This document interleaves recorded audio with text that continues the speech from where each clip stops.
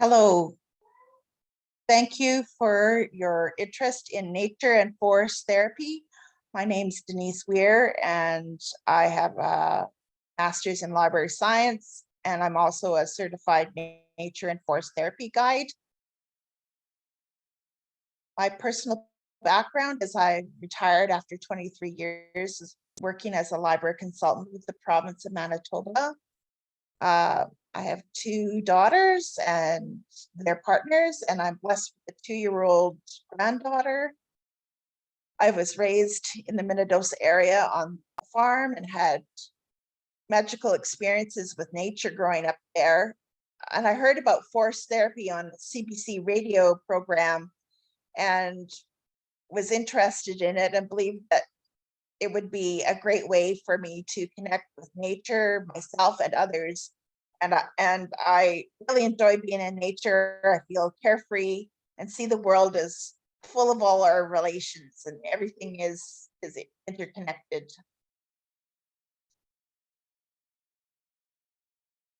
Forest therapy comes from Shinrin-yoku, or forest bathing. And it's a guided walk at a deliberate, slow pace to encourage people to experience nature through their senses and be present in their bodies. It also encourages a relationship of humans in the more than human world. It was developed in the 1980s in Japan as a solution for the health crisis of stress-related illnesses as a result of urbanization. And participants were part of a pilot program that was sponsored by the Japanese government, and they were immersed in a 3-day, 2-night trip to a forested area. And they experienced reduced anxiety, depression, insomnia, reduced high blood pressure, low immune system issues, lowered muscle tension, and sometimes cancers can also be impacted. The health benefits for this immersion were evident up to a month later. And Shinrin-yoku means forest bathing, in that you're immersing yourself in the atmosphere of the forest and the plants and the other beings around. The health benefits of being in the forest with forest bathing: trees release chemicals to fight infection called phytocides, and humans have evolved in nature and with trees and plants and animals. And when we breathe in the chemicals, these phytocides, they increase the natural killer cells, or the lymphocytes in our body. They increase intercellular anti-cancer proteins. They help reduce stress in the fight and flight, and increase the parasympathetic nervous system to rest and digest. They reduce stress hormones, inflammation, and blood pressure, improve symptoms of anxiety, depression, anger, fatigue, and confusion, improve blood sugar levels in type 2 diabetes, and improve sleep. And this was all based out of research, scientific research, on the benefits of Shinrin-yoku. Forest therapy is an offshoot of Shinrin-yoku, and it was developed by Amos Clifford, and he holds a Bachelor of Science in Organization Development and a Master's in Counseling from the University of San Francisco. He was formerly a Buddhist and taught meditation in retreats in wild places. He believed that Shinrin-yoku needed to be more available to the average person, that most people couldn't access an immersion type experience. But he wanted to make the same benefits available where people were in their everyday lives. He established the Association of Nature and Forest Therapy in 2012 and trains guides around the world. He's established the standard sequence or the process of a forest therapy walk. And the forest therapy walk is usually a 3-hour walk, or it may be adapted to the circumstances. And I've done about an hour and a half walk in some cases.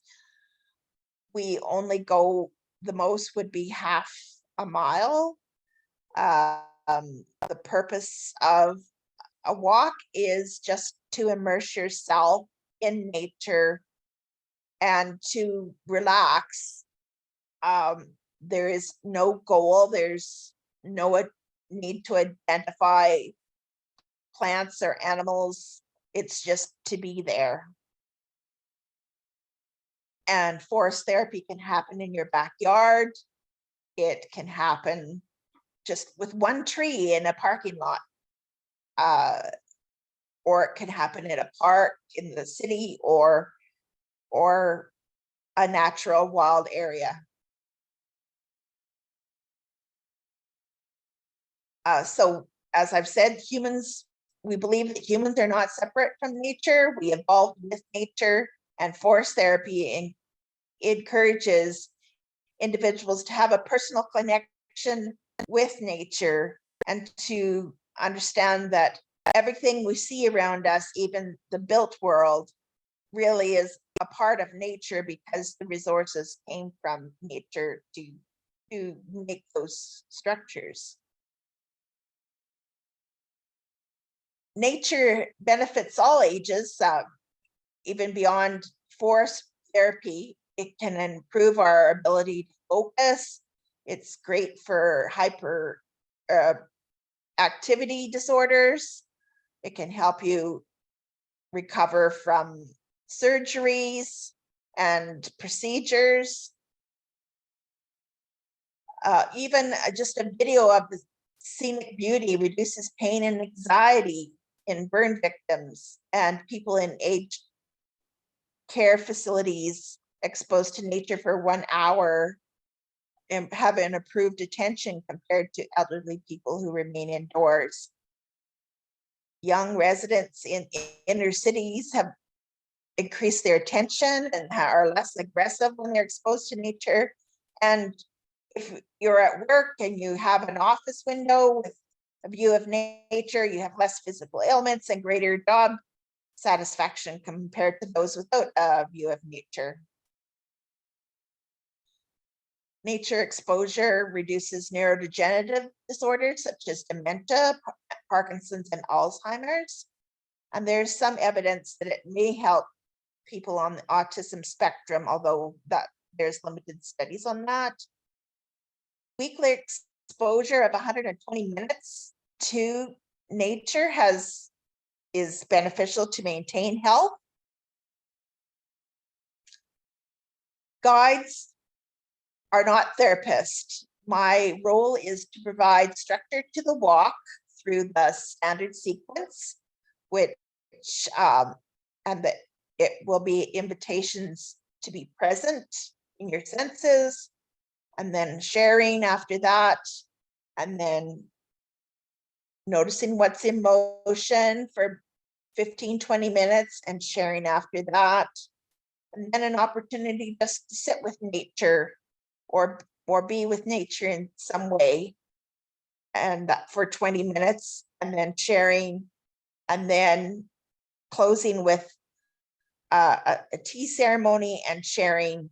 And that usually takes about 3 hours. So I provide that structure. I'm trained in the sequence. I'm there to reassure people who maybe are inexperienced in nature. I'm there for security because I'm trained in CPR and wilderness first aid. And my role is to provide a space without judgment or any expectations on the participants, and just invite them to explore their senses in the environment. I'm there to encourage social interactions. I'm trained on identifying and research plants to harvest from the area that we can make tea from. And I am available to do individual or group walks, either in person or even virtually. These organizations promote forest therapy in Canada, the Arthritis Society of Canada, Forest Ontario, the International Nature and Forest Therapy Alliance. That's not in Canada, but it's an international organization. The Association of Nature and Forest Therapy Guides and Programs is what I'm trained under. The Interdisciplinary Institute of Natural Therapy, the Faculty of Forestry from the University of British Columbia. Nature and Forest Therapy of Canada is an association that I'm part of that unites forest therapy guides. The National Parks Prescription Program, in partnership with Canadian doctors, encourages doctors to write prescriptions for people who would benefit from an exposure to nature. And also Scouts Canada encourages forest therapy.